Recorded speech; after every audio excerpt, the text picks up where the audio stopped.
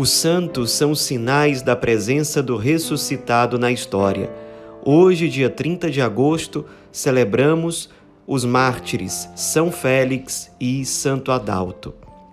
Os nossos santos de hoje são os santos dos primeiros séculos da era cristã, mais particularmente do final do século III, começo do século IV.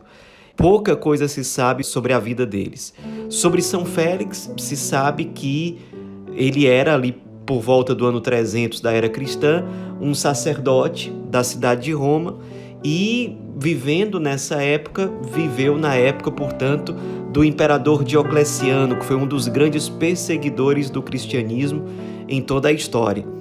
Ser cristão nessa época, especialmente ser sacerdote, era um risco enorme para a vida da pessoa. Havia realmente uma grande chance de ela, em algum momento, ser martirizada. E, de fato, foi isso que aconteceu com São Félix. Ele, como aconteceu com tantos cristãos, com tantos padres da época, na cidade de Roma, foi preso e, pouco depois, foi condenado à morte por decapitação.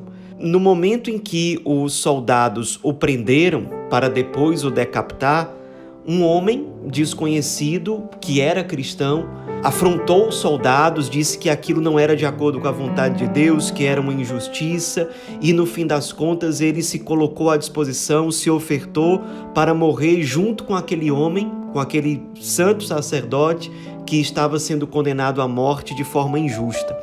Os soldados não gostaram, claro, daquilo, acabaram prendendo aquele homem, e aquele homem que afrontou os soldados para defender São Félix acabou sendo condenado à morte também. Em primeiro lugar, São Félix foi decapitado e, pouco depois, aquele homem que o defendeu nos últimos instantes da vida foi morto também por decapitação. Não se sabia o nome daquele homem e os próprios soldados romanos deram a ele o nome de Adalto, que significa em português adjunto, ou aquele que está ao lado, para dizer que foi aquele que se colocou ao lado do padre Félix na iminência do seu martírio. Logo depois de serem martirizados, os dois foram colocados num cemitério de Roma chamado Cemitério de Comodela. O Papa Cirício, na época do seu pontificado, mandou que se construísse uma basílica em cima do túmulo dos dois mártires, e essa basílica, desde os primeiros séculos do cristianismo, passando por toda a Idade Média, foi lugar de peregrinação para os cristãos em geral, que realmente obtinham muitas graças pela intercessão dos dois mártires, que são celebrados juntos no mesmo dia pela liturgia da igreja.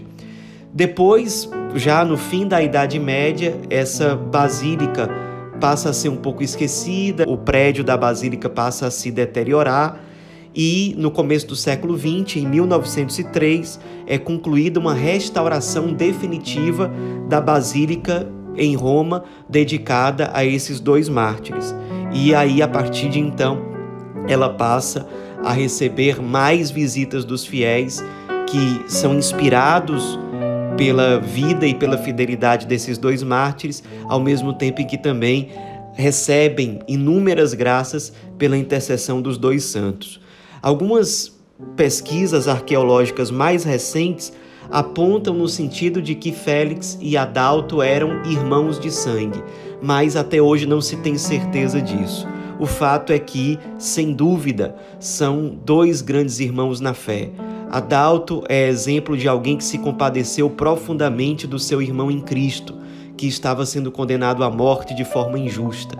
Nos inspira a sermos sensíveis àqueles que se ofertam inteiramente pelo anúncio do Evangelho, pela defesa do Cristo, pelo serviço da Igreja.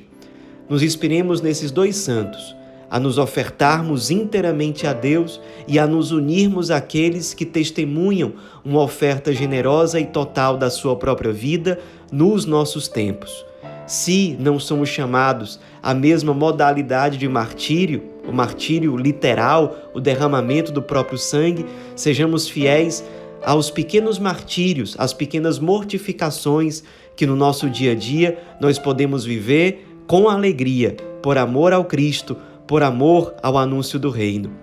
Santos Félix e Adalto, rogai por nós.